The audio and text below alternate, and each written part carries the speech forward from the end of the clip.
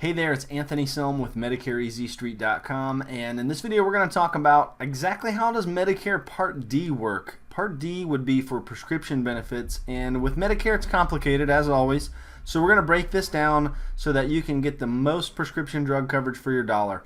Let's take a look. Okay, so whether you've decided to purchase a Medicare supplement plan along with original Medicare, or you're enrolled in a Medicare Advantage plan, it's important to know how Medicare Part D works, because with Medicare, the one part of Medicare that is unique is that your prescription benefits and your medical benefits are paid completely separate from each other. So think of it as two separate ecosystems. It's two different worlds.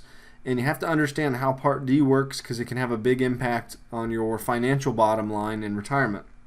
So whether, again, if you have a standalone drug plan, you're going to have a monthly premium. Some of those zero premium Medicare Advantage plans include the Medicare prescription benefits automatically with no cost. So depending on where you're enrolled there, you could have a monthly premium, but you also could have a deductible for your prescription plan. The average monthly premium for a standalone plan is $34. Some of them are as low as $15. Some of them are as high as $100. So depending on which plan is best suited for you, there could be a difference in cost. The prescription benefits, though, all work on a calendar year time clock. So whether you're enrolling in January or November, your benefits are all going to start over every year on January 1st. And each plan uses a drug formulary. So a drug formulary is just a fancy term for what insurance companies call a list of medications that they will cover. And each company and each plan has different drug formularies. These plans also break up those drugs into different tiers. So you may be familiar with drugs being on Tier 1 generic, Tier 2 brand name, Tier 3 non-preferred, etc. Some of the plans have 4 tiers, some have 5. It just depends on which medications you're taking and where they fall with that specific company and that plan. So make note of that. And then prescription authorization limits, prior authorization limits or quantity limits just means that some plans require restrictions where they won't give you a 90-day supply of certain medications automatically. They will limit that to a certain number of prescription or number of medications per month or per period. And then step therapy is another tactic that they use to help the insurance companies save money, which is just really a simple way of saying that they want you to try the lower cost medication first before you move up to a more expensive or a brand name drug, just to help them save money. The other piece of that Medicare prescription plans that you want to understand is exactly how the coverage phases work throughout the year. So this diagram can kind of help illustrate that somewhat. You'll see over on the left here that that's what's called the initial coverage phase. That's where you're paying your premiums for your plan. You have co-pays or deductibles that you have to meet until your total drug cost equals $3,700 for the year. So that's not $3,700 that you pay out of pocket. That's $3,700 that the total cost. So that's what you and the insurance company together have paid for those prescriptions. Once you've reached that $3,700 threshold, then you're in what's called the coverage gap, or the donut hole. Most folks know it as the donut hole. Inside the donut hole, you're going to pay 58% of the cost for generic drugs or 60% of the cost for brand name drugs. So you're going to pay substantially higher portion of the cost of your medications until your out-of-pocket cost equal $49.50. So that's not the total cost of medications equaling $49.50. That's your out-of-pocket cost for the year, equal $49.50. Then you enter what's called the third phase, or the catastrophic coverage phase. And at that point, you would only pay $3.30 for generic, $8.25 for brand, or 5%, whichever is greater there, until the end of the year. So even though you may have great health coverage with original Medicare and your Medicare supplement plan, depending on the medications you take, prescription costs can still be a pretty big chunk of money every year that you have to come out of pocket with. So knowing how this works and knowing how to choose the right plan can really help you save a lot of money in that area. So let's take a look here at exactly what we mean by how do we find one of these plans that's best suited for us. So let's look at that real quick. Alright, so here we are on the Medicare.gov site, and what we're going to go through is exactly how to find and select the right prescription drug plan. So on the main page, you're going to go to Find Health and Drug Plans, green button right there. Then you're going to enter your zip code. In this case, I'm just going to use my zip code here. And we're going to click Find Plans. There's a little pop-up there, we'll just get rid of that. And then we're going to select that we have original Medicare. We don't have to worry about any of the other stuff. We can select I don't get any extra help. Unless you do, some folks lower income, you may get extra help that helps cover prescription costs. But for the rest of you, this demonstration is just going to show you how to look at the standard cost under Medicare Part D.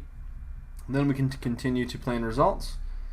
And then it's going to allow us to select our drugs. So this is where Medicare's set of tools here lets us take our medication list or your medication list and apply it against all the drug plans that are out there, so it can find the drug plan that's best suited, that's going to give us the lowest total cost.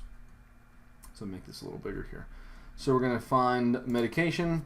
We're just going to, I'll just use a popular one here, levothyroxine. That's a very common thyroid medication. We can list our dosage, our frequency, our quantity, frequency, how often do we get it? Do we get it retail or mail order? I'm just going to leave it all as the default here, but you can change that all depending on how you get your medication filled currently or would prefer to get it filled. Let's put another one in here. We'll say lisinopril. That's a very common blood pressure medicine. We'll leave that the same. And let's say metformin, for example. That's a common medication for diabetes.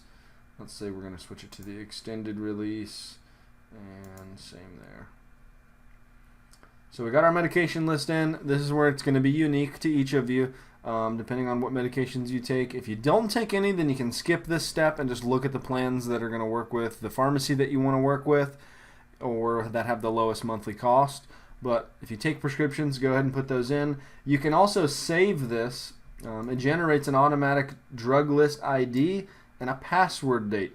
Save that information. Put it in your notes so that when you come back later or next year even, you can plug that back in and you don't have to start all over with your drug list again. You don't have to enter it every time. You can just use that drug list ID and it'll automatically populate the medications that you entered previously, and you can just update them as you need to. So once we've completed our drug list, we click My Drug List is Complete, and then we can see which pharmacies are in our area. So in this case, I'm going to use Walmart. Let's just say I'll use Kroger as a backup. You can only choose 2 here, but it'll let you pick. You can go further out distance-wise if you can't find yours, in that local little 1-mile radius. So then we can continue to plan results. And then we're going to look at Part D prescription drug plans with original Medicare. These are the standalone drug plans. And continue to plan results. And then so what it's done now is it's looked at the drug list that I've entered and matched it up against the drug plans that are available, and it looks at what the monthly cost is going to be, what the copays are, the deductibles if any of that applies, and gives us a total annual cost based on those medications in that preferred pharmacy. So then we can see here, this one's showing that for those 3 generic medications, the Humana Walmart drug plan's the best fit because it sorts this by lowest remainder of the year retail cost. We can also sort that by lowest remainder of the year mail order cost. But those are the 2 that you'll want to use. And if you're looking at this during open enrollment in the fall, it'll show you what the estimated lowest total year costs are for next year. But since we're in the middle of the year now, it's going to look at the remainder of the year. So in this case, the Humana Walmart plan, it's got an estimated retail cost for the rest of the year, including the monthly premium, of $72. Next best is this WellCare Classic. It's got an estimated retail cost of $105. Then we got Aetna, SilverScript, on and on. So we really don't need to pay attention to any other than really the first one in the list here because it's going to give us the lowest total cost. If we want to do mail order, then we can sort by mail order. We'll just click sort. It just happens in this case that Humana Walmart plan has the lowest mail order cost as well at $60. So how does it come up with these numbers? If you click into the plan, you'll be able to see the breakdown on exactly where those numbers came from. So we can see this plan's got a $15 per month premium, a $400 per year drug deductible.